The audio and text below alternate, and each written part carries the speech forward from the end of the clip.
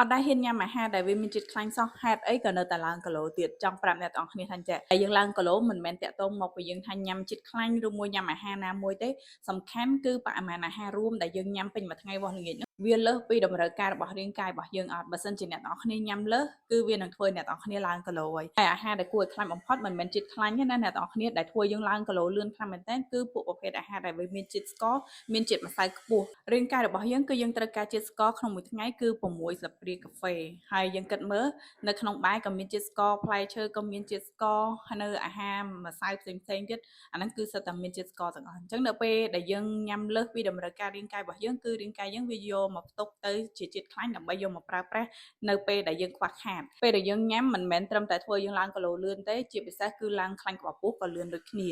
ហើយអ្វីដែលគួរឲ្យខ្លាចហ្នឹងគឺពេលខ្លះយើងអត់ដឹងថាខ្លួនយើងញ៉ាំជាតិស្ករលើសទេដោយសារអីពេលខ្លះយើងអត់ញ៉ាំរបស់ផ្អែមទេអត់ញ៉ាំភេសជ្ជៈផ្អែមទេប៉ុន្តែយើងញ៉ាំបាយច្រើនអ្នកខ្លះទៀតញ៉ាំផ្លែឈើច្រើនផ្លែឈើវាមានជាតិស្ករតែយើងញ៉ាំច្រើនពេកក៏ធ្វើឲ្យយើងបានទទួលបរិមាណជាតិស្ករដែលលើសនិងធ្វើឲ្យយើងអត់ស្រកបានដូចគ្នាអ្នកខ្លះឆ្លាញ់សុខភាពញ៉ាំទឹកផ្លែឈើឧទាហរណ៍ថាបើយើងញ៉ាំផ្លែឈើជាផ្លែវាមានទាំងជាតិកាក់សៃមាន fiber អាហ្នឹងគឺវាល្អជាងប៉ុន្តែនៅពេលឧទាហរណ៍ថាយើងទៅចម្រាញ់ជាទឹកផ្លែឈើគឺយើងយកកាកវាចោលអស់ហើយអ្វីដែលយើងទទួលបានគឺវាបានទទួលតែជាតិស្ករហើយនឹង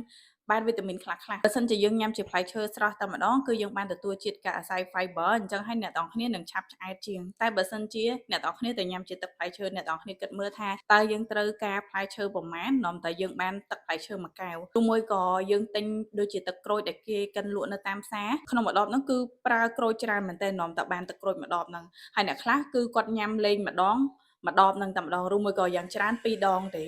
នៅក្នុងមួយដបហ្នឹងអាហ្នឹងហើយជាមូលហេតុមួយដែលធ្វើឲ្យអ្នកទាំងគ្នាបានទទួលជាតិស្ករលើសដល់អត់ដឹងខ្លួន